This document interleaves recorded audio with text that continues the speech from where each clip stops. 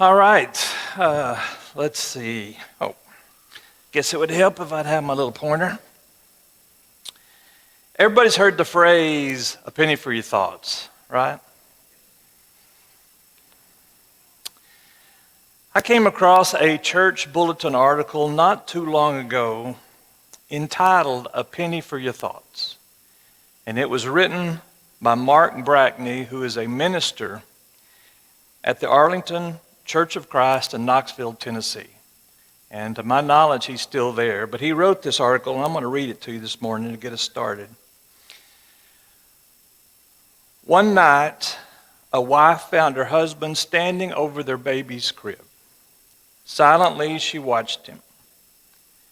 As he stood looking down at the sleeping infant, she saw on his face a mixture of emotions: disbelief, doubt, delight, amazement, enchantment, skepticism.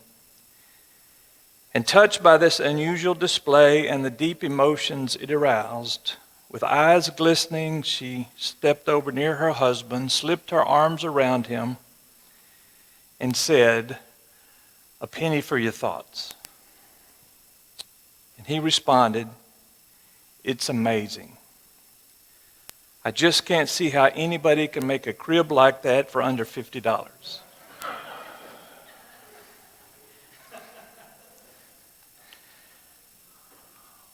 Well, ladies, you asked. Some of you, I guess from the chuckles, can kind of relate to that a little bit. And I will tell your ladies something. You probably already know it, maybe not all of you, but some of you know it. Sometimes you ask your husband what he's thinking and he says nothing. And you find that hard to believe. Don't find that hard to believe. It's true. Sometimes men can be thinking nothing. It's a state of bliss, I guess. But we've all seen people doing things from time to time, and we look at them and we're just perplexed. And we're saying, what in the world were they thinking? And maybe they weren't even thinking at all. At least in the picture, the grown-ups are wearing motorcycle helmets. And sometimes it's not the elaborate or the crazy stuff that come to our mind. Have you sometimes just seen a glorious sunset that should cause us to pause and reflect on the glory of the Lord? And instead, what's on our mind is, do I have enough daylight left to finish this round of golf or some other activity? How about sometimes sitting in the worship assembly, singing praises to God, communing around the Lord's table, or hearing another fine sermon by Sean, and part of our minds are off racing somewhere else? How about in this class today? There may be some in this class today that's sitting here physically, but your minds are somewhere else. And on a personal note, have we ever watched our kids and grandkids in love and amazement as they're growing and learning, being so innocent and sweet, and we're thinking about what they aren't as opposed to what they are? And yes, this morning I did invoke grandparent pride and teacher privilege. You didn't think I'd get very far in this class without showing off my grandkids, but they are pretty adorable, I'd say. But seriously, sometimes don't we fall in the trap of thinking about the things we don't have as opposed to the things we do have? Sometimes there's a pretty significant gap between the things we should be thinking and the things that we really are thinking. And so a good place to start really is with our priorities. And it's clear what the scriptures say our priorities should be. In fact, Sean had a really nice series on this a few weeks ago, and I'm going to pull from his scripture, but this is Mark 12, 28 through 31. One of the scribes came up and heard them disputing with one another, and seeing that he answered them well, said, "What commandment is the most important?" And Jesus answered, "The most important, hear, O Israel, The Lord our God, the Lord is one, and you shall love the Lord with all your heart, with all your soul, with all your mind, and with all your strength. And the second is this: love your neighbor as yourself. There is no other commandment greater than these. And we find similar passages in Deuteronomy 6:5 and Luke 10:27. But as you read through this statement, there's not a lot of ambiguity in this statement, is there? We're pretty clear on what our priorities are. We're to love the Lord with every fiber of our being, heart, soul, mind, and strength. And that goes for loving our neighbors, even our enemies. And again, another one of these thoughts that we know very well, but why do we sometimes struggle with this? And I think it goes back to the word picture I shared with you earlier. Sometimes we're just not thinking. Sometimes we misuse the power of thought. It may not involve crowding 10 people on a motorcycle or camping underneath a backhoe for shade, but sometimes our minds do wander, and it wanders places it shouldn't go. And it's not new. It's not just our society today. It's always been the case. And you remember one such situation where God had had enough and took action. Back in Genesis 6:5-7, the Lord saw how great the wickedness of the human race had become, and that every inclination on the thoughts of the human heart was only evil all the time. And we know how the Lord responded in this case, and it wasn't too long after this that we had another situation. Genesis 11, chapter 1, 9-11. Come, let us build a city for ourselves with a tower that reaches the heavens. Why? So that we might make a name for ourselves.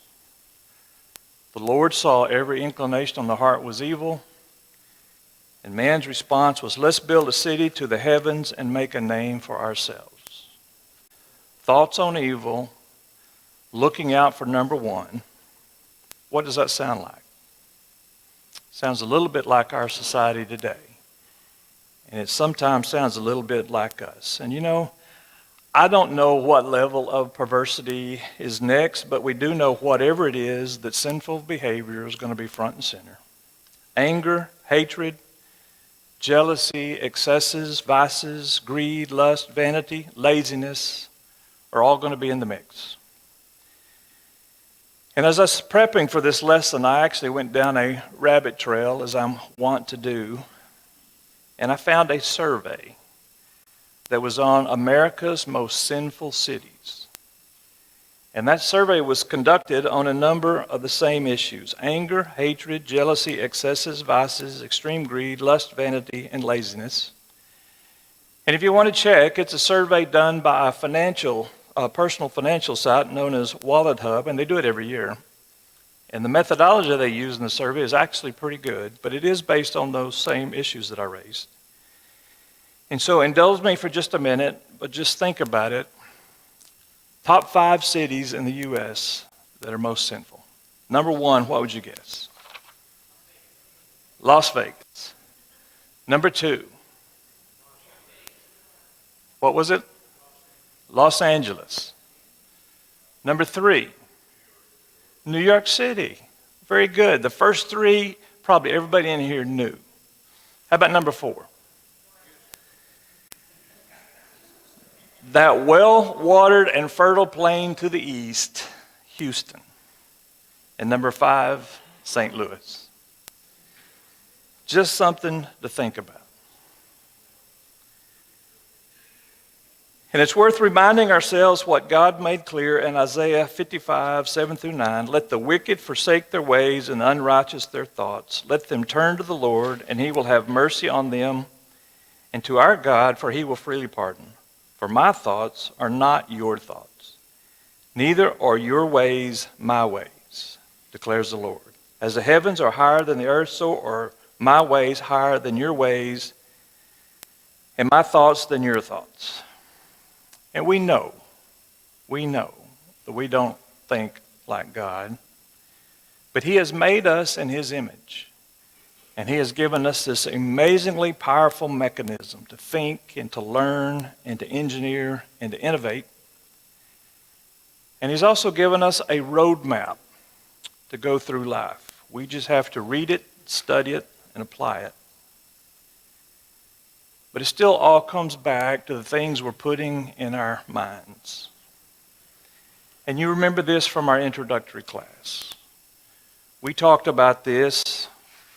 What we read, what we watch, what we listen, drive the things we're thinking about. And the things we're thinking about eventually make their way out of our brains, through our mouths, and we say something. And sometimes what we say spurs us to action, and sometimes it spurs somebody else around us to action. And those actions repeated over time become habits. Those habits become our character. When we describe someone, what we're actually describing is their habits. And over time, these thoughts and these words begin pointing us towards our destiny. And it all starts with this thought. And you know, I remember back in 1988, the company I was working for gave us our very first personal computer. Everybody in the company got their own computer. And for those of you that may remember that, it was a blank computer, had that flashing green cursor on it. And they were telling us, and by the way, it had a word processor and Lotus 123, if some of you remember those things. I still remember going through the introductory class, and they said, this computer is going to change your life. It's going to help you with your communications, with your recall, with your analysis. And all that was true. But it sounds a little bit like our brains, doesn't it? It's only as good as what information you put into it. So this morning I wanted to, again, as we've done throughout this series, kind of go back to the basics a little bit. And all these are things we've heard and talked about. But I put together a list of some of the mistakes that we sometimes make in our thinking. And I will tell you up front, this is not an all-inclusive list. It's not a comprehensive list. And there are probably many other things out there that I missed. But it's just some things that I came up with that I think we sometimes struggle with in our thinking. And this first one is we sometimes think too highly of ourselves. Romans 12:3 says, "For I say, through the grace given to me, to everyone who is among you, not to think of himself more highly than he ought to think, but think soberly, as God has dealt to each one a measure of faith." Philippians 2:3-5, "Do nothing out of selfish ambition or vain conceit, rather in humility look above yourselves, not looking to your own interest, but each of you to the interest of others." And yet, how many of us find ourselves in our course of the day craving and doing all we can to come up with a competitive advantage, a personal advantage, that's either going to give us more attention or personal gain? And maybe even Luke 18, a little bit different spin on this, but two men went up to the temple to pray, one a Pharisee, the other a tax collector. The Pharisee stood by himself and prayed, "God, I thank you I'm not like these others, robbers, evildoers, adulterers, or even this tax collector. I fast twice a week, I give a tenth of all I have." But the tax collector stood at a distance, would not even look to heaven, but beat his breast and said, "God, have mercy on me, a sinner." I tell you, this man, rather than the other, went home justified before God. For all those who exalt themselves will be humbled, and those who humble themselves will be exalted. You know, maybe we're not thinking to ourselves the need to go out and build a tower to the heavens, but we do sometimes get to thinking too highly of ourselves. And I can't speak for everybody, but I know for me personally, when I do get to thinking a little bit too highly of myself, it's amazing how something comes along and kind of knocks my feet out from under me and causes me to reset. And I don't think those things happen by accident. How about this one? Another mistake we make is we think we are capable of self-direction. Jeremiah summed it up pretty well in Jeremiah 10:23. Lord, I know that people's lives are not their own. It is not for them to direct their steps. And many of us know from personal experiences, if we try to direct our own path, it's going to do nothing but frustrate us and lead us to defeat. Psalms 146:3, do not put your trust in princes, or in another text, the influential ones who cannot save. And this context is talking about salvation. Only God can provide us the way to salvation, not man. But as you look around, it's a shame that many in our society put so much stock in the words of men and not really going to the words that God tells us. Or even this last one, John 3:27. This is when John and Jesus were baptizing in the Judea countryside, and an argument developed between some of John's disciples and a Jew over ceremonial cleaning. And John replied in this response by saying, a person can only receive what is given them from heaven. He is simply acknowledging that it is God who gives the increase. It's only God who can offer direction. Number 3, another mistake we make is that we are simply weak and sinful. These first two verses I'll read are very familiar to you. 1 John 1:10, we say we have sinned, we make him a liar, and his word is not in us. Romans 3:23, we've all sinned and fall short. This verse 3 really smacks me sometimes right between the eyes. Romans 7:18. I do not understand what I do. For what I want to do, I do not do. But what I hate, I do. And if I do what I do not want to do, I agree the law is good. As it is no longer I myself who do it, but the sin living in me. For I know that good itself does not dwell in me. That is my sinful nature. For I have the desire to do what is good, but I can't carry it out. For I do not do the good I want to do, but the evil I don't want to do, I keep on doing. Now if I do what I do not want to do, it is no longer I who do it, but the sin living in me. And the RSV says, I do not understand my actions. And that's what sin does to us. Satan isn't causing us to sin. But Satan does lie to us and deceive us, entice us to take sinful actions, make sinful decisions. And my point here is very simply, in our weak and sinful state, we are vulnerable to being misled. Another one, we sometimes honor others or give too much honor to men. There are times where it's appropriate for us to honor men and women for some accomplishments that they've made, but I think we need to be real sensitive to not go too far. And I really like the example here that Jesus gives us in Matthew 4:10. This is when Jesus was being tempted. And he said, away with you, Satan, for it is written, you shall worship the Lord your God, and him only you shall serve. And I think it's important we stop and think about this for just a minute. When Jesus was being tempted, what did he do?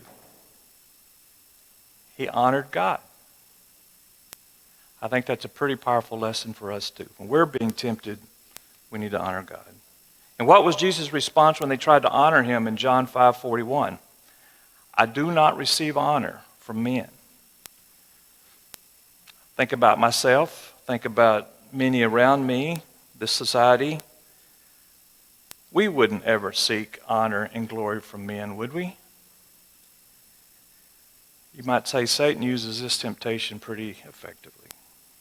Many good and decent men and women have been brought down through their pursuit for personal glory and fame. And I know I'm about to step on some toes, but just remember what I told you earlier. When I'm stepping on your toes, I'm stepping on my own toes. But this little text here goes to putting family members before God as well. Matthew 10:37 says, "Anyone who loves their father or mother more than me is not worthy of me. Anyone who loves their son or daughter more than me is not worthy of me." We do tend to put the needs of our kids and sometimes the want of our kids above our own. But we need to be careful about not putting their needs and their wants above God. And that can be really, really hard, particularly in today's society, when you're trying to raise kids and they're competing with other kids for positions on competitive sports teams or in some other activity or in band or this, that, the other. It's really easy to forget and prioritize them over prioritizing God, and I think we need to be really, really careful with that. And this last verse I have noted here is the one where Jesus noted that he would be killed and raised, and Peter objected, Matthew 16:23. Jesus turned to Peter and said, "Get behind me, Satan. You are a stumbling block. You do not have in mind the concerns of God. You only have in mind human concerns." And I mentioned last week there are certain verses that strike me a little bit as a verse of conscience, and this is another one. Another one that I think we sometimes make mistakes around is we lose focus that it is our thoughts that's driving behaviors. It's a theme we're going to hit in this class repeatedly. Proverbs 4:23, "Above all, guard your heart, for everything you do flows from it." You know, when you get up this morning, or you got up this morning, you were thinking some things. When you go to bed tonight, you're going to be thinking some different things. And in the course of the day, things are going to change. You're not going to end the day the same day you found it. May leave us better, may leave us worse. We may be more judgmental, we may be more tolerant. Our faith, hope, and love will be either increased or decreased. And in Philippians 4:8-9, Paul preaches about thought control. "Finally, brothers and sisters, whatever is true, whatever is noble, whatever is right, whatever is pure, whatever is lovely, whatever is admirable, if anything is excellent or praiseworthy, think about such things. Whatever you have learned or received or heard from me or seen from me, put it into practice, and the God of peace will be with you." You know, when God is the center of our lives, our thoughts tend to focus on positive things and trustworthy things. When God is not the focus in our life, our focus is on worldly things. Things can spiral out of control on us. And in Matthew 15:19, Jesus himself confirmed his connection between what we're thinking and the actions we take when he said, "For out of the heart come evil things, murder, adultery, sexual immorality, theft, false testimony, and slander." And boy, this one hits us sometimes, right? We don't always have righteous thoughts. Romans 8:5-6. "For those who are according to the flesh set their minds on the things of the flesh, but those who are according to the Spirit, the things of the Spirit. For the mind set on the flesh is death, but the mind set on the Spirit is life and peace." Think about it. When we tend to get ourselves in trouble, what's on our minds? When you go looking for trouble, it's easy to find, isn't it? Proverbs 12:5 says, "The plans of the righteous," in the NIV or in the ESV, "thoughts of the righteous man are just, but the advice of the wicked is deceitful." Mark 7:20-23, "What comes out of the heart is what defiles him. For from within, out of the heart of man come evil thoughts, sexual immorality, theft, murder, adultery, coveting, wickedness, deceit, sensuality, envy, slander, pride, foolishness. All these evil things come from within, and they defile a person." There's a pattern here. Another mistake we make is we speak before we think. I'm not going to touch on this one too much because we spent all last week talking about being careful what we say. But again, I don't think we can hear it enough. James 1:19, everyone be quick to listen, slow to speak, slow to become angry. Proverbs 15:1, a gentle answer turns away wrath. A harsh word stirs up anger. And then that verse I mentioned last week that often hits me, this Matthew 12:36 through 37. On the day of judgment, you're going to give account for every careless word you speak. For by your words you'll be justified, by your words you will be condemned. James 1:26 is another. If anyone thinks he's religious and does not bridle his tongue, he deceives his heart. This person's religion is worthless. Sometimes we just blurt it out there and we don't stop and think about it. And this is the last one I'm going to mention this morning. But we fail to keep our eyes fixed on heaven. We lose focus. We get easily distracted. And it kind of starts with what I was trying to share a little bit earlier. It's just this garbage in, garbage out. If we're constantly getting more worldly nourishment as opposed to spiritual nourishment, positive things are not going to happen spiritually. Romans 12:2 says, do not conform to the pattern of this world, but be transformed by the renewing of your mind. Then you'll be able to test and approve what God's will is, his good, pleasing, and perfect will. Going back to the verse we read earlier, Matthew 22:37, love the Lord your God with all your heart, soul, mind, and strength. And another angle on this is in this reference in Hebrews 12:1 through 2. It's a race analogy.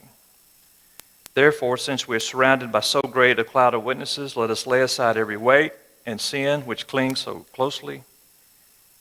Let us run with endurance the race that is set before us, looking to Jesus, the founder and perfecter of our faith, who for the joy that was set before him endured the cross, despising the shame, and is seated at the right hand of the throne of God. For those of you that run competitively, I don't know if anybody still runs competitive or maybe ran competitively at one time. There's a couple of prerequisites necessary for completing an endurance race, right? Discipline and focus. If you're not disciplined when you're going through all that grueling training in preparation for the race, if you're not fixed on the outcome, what you're striving to do, what you're putting your body through to achieve, if you lose sight of that goal, it becomes very difficult to continue to push yourself to train appropriately. And as you're running, if you don't stay focused on the end goal, it's difficult to keep on your path. And I say all these things, and I know you're probably thinking, well, what are some things that I can do personally to improve my thinking? And I think we just basically do the opposite of what we just talked about, right? Think less of ourselves. Depend on God for direction. Quit depending on ourselves for direction. Stay close to God. For those of you with kids, let me say it a little bit differently. Hold God's hand when crossing the life street. God should always be our priority, which means he's our priority in our thoughts, our decisions, our actions. We've got to keep reminding ourselves daily. We need spiritual nourishment. We've got to fill ourselves with God's word for us, not the world. Something is going in there every day. We just got to make sure it's some good nourishment. Think before we speak. And this last one, stay focused on God and his eternal plan. And I know as we're looking through this list, hopefully there's one or two in here that maybe strike you. They all strike me to some degree. But the one that hits me the hardest is actually this last one, about staying focused on God and his eternal plan. And so I'm going to spend really the rest of the class period I have, let's see how much time I have, but the rest of the class period I have on this thought. And part of why I like to spend some time on this thought is I learned a lesson from my youngest son on this about 25, 30 years ago. And it's a thought Just a second, Glenn. I got you. It's a thought that I think about regularly, think about all the time. And I try to think about it and reset. And so I'm going to share that reset with you guys this morning. Glenn.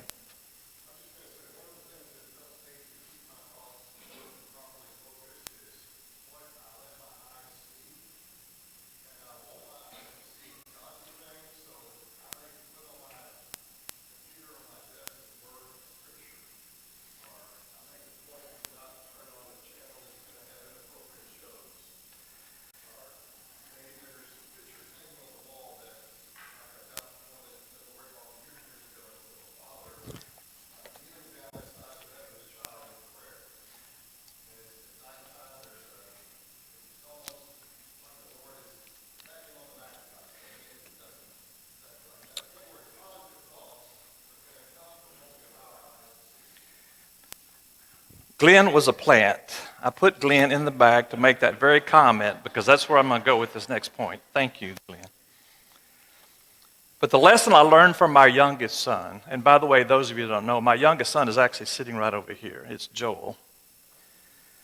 But about 25, 30 years ago, Joel was about the age of our youngest grandson, Bennett. Bennett turned 7 Christmas Day, so his birthday's coming up. And I know it's hard to believe because I don't look that old, but I am. We were living in Midland, Texas. Sarah and I were living in Midland, Texas at the time, and I was advised by my company I was going to be transferred to Houston. And so we're in the Houston area looking for a place to live, trying to decide where we were going to go. Lots of choices. So we were meeting a realtor. And the realtor's office was on 1960, FM 1960. So coming from Midland, Texas, which is a town of about 100,000, and in those days, I mean, if you sit through a traffic light more than one light, you were there. I mean, it was pulling your hair out. But when we get to Houston, I mean, this is culture shock. This was crazy stuff. It didn't take us long to realize we weren't in Kansas anymore. And for those of you that don't know 1960, this is pretty much 1960. In fact, this is a picture of 1960. It doesn't look like Midland. And as you look at that, you see there's 3 lanes of traffic going that direction with a turn lane, 3 lanes of traffic coming this way with turn lanes, signs, everywhere there's signs, street lights, cars. I mean, it's packed. It's crazy. And I don't even know what time of day that was, but that's pretty much 1960 any time of day. But really, there's places all over Houston that look like that, and it's even getting that way out this direction. But that's what it looked like. So let me just say, sensory overload was happening. That was an understatement. And the other challenge was, in those days, there was no GPS. So we're looking for a realtor office on 1960 by trying to find a number on a building that was the address that I'm looking for, right? So you're driving down a road, a new environment, cars everywhere. I'm trying not to get run over. I'm trying to watch the lights above me when they turn. I'm trying to find an address on a street. My co-pilot is telling me, don't get run over. It's crazy going through this. And Joel is in the back of the car, and we were in a van at the time. And he was sitting in the back row, and he says, I'm hungry. Some of you can identify. Not only is he hungry, he wants McDonald's. And so we're driving along knowing that now I'm looking for a realtor office, the small print on the side of the building somewhere. He's in the back and he's hungry. We go a little bit further and he starts shouting, McDonald's, McDonald's, McDonald's. And I'm looking around and I cannot see McDonald's. I see traffic, I see road signs, I see all sorts of stuff, but I cannot see McDonald's. So we go a little further and he gets more frantic. McDonald's, McDonald's. And I'm looking, and you know how frustrating it is when you're driving and somebody's telling you to find something, and I just can't see it. I cannot see it any which way I look. Sarah, can you see McDonald's? No, I don't see McDonald's either. And I mean, it's so frustrating, and he's hollering, and he's hungry, and just mass chaos going on. We go a little bit further, and sure enough, there's McDonald's. Clear as day, right there in front of us. And I thought about that a lot after that day. I mean, I think about it often. I mean, how in the world could me and a 6-year-old at the time be in a car with the same viewpoint, and he sees something that I couldn't see? I'm sitting there wrestling with that. Why and how could that happen? And then one day it finally hit me. It's about focus and priorities. Joel's priority was McDonald's. He had no other priority. That was it. That's what he was looking for. And so all the distractions didn't bother him. He was locked on where he wanted to go. I was looking for a realtor's office. I was looking at the street lights. I was looking at the cars to my left and my right. And I was looking for McDonald's. And I didn't see it. I think that's it. Now, why am I telling you this? Brothers and sisters, that's life. That's where we are today. Every one of us are going down a 1960 every day. And we're being hit with distractions left and right. We got people running over us, trying to honk at us, trying to get us to move, and we're going down this road and we've got just distractions everywhere. God has given us this marvelous gift of thought, and the experts will tell us that we can process up to 50 tasks at once. That's pretty amazing. Because if I start processing 3 or 4 tasks at once, my mind just kind of, blows up. I can't do it. And I wonder sometimes, it's simple, right? I mean, we laugh when we say life is so complicated. Life is really not that complicated. We make it complicated. And that's what we're dealing with. If you have multiple priorities in the course of a day, you've got all sorts of distractions. If you've got a singular priority, everything else falls into place. And if you don't believe me, think about if you're both hungry and scared. What takes precedence? The flight. Being afraid, and you're no longer hungry, right? You wait until you satisfy the safety aspect, and then you can go eat. Or you start out the course of a day, and I've got 4 things I need to do and 4 things I want to do. And if there's not a clear priority between those 8 items, what are you going to do? The things you want to do. And you're going to get to the end of the day, and you're going to look back and say, I got nothing done today that I set out to do. That's what I learned from Joel that day. It's essential that you stay clear on what your priority is. You've got to have a singular priority, and you've got to stay focused on the priority. And as you're running through this maze of life, if God is not our single priority, all these distractions are going to come in and start to interrupt us, right? Think about that. Time for prayer. Time for study. Time to read your Bibles. Time to assemble and be with your brothers and sisters, to not only to be here to be encouraged, but to be here to encourage. I can't encourage you if I'm not around you. And it helps when you're here, so I can encourage you. But if we don't have that singular focus upon God, all these things in life, the busyness of life is going to distract us. And it's something we have to continually be resetting on. We can miss the forest for the trees, or we can miss the McDonald's for all the distractions on the street. But losing our footing in our Christian walk, that's another matter entirely.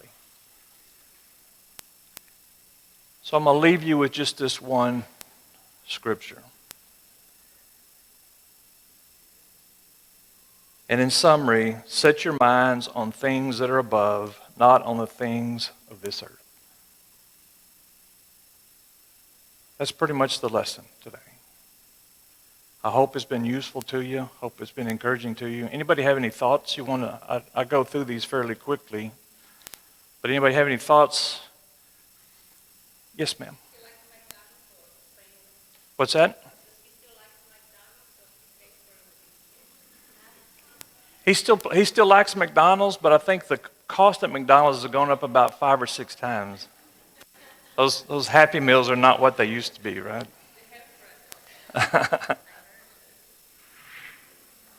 But I'm just going to say to you today, as you go through the rest of your day, be careful what you think. Don't think too highly of yourself. Be careful of what you think, and then next week we're going to be talking about being careful where you walk. If you'll join me in a closing prayer, we'll be dismissed in just a second.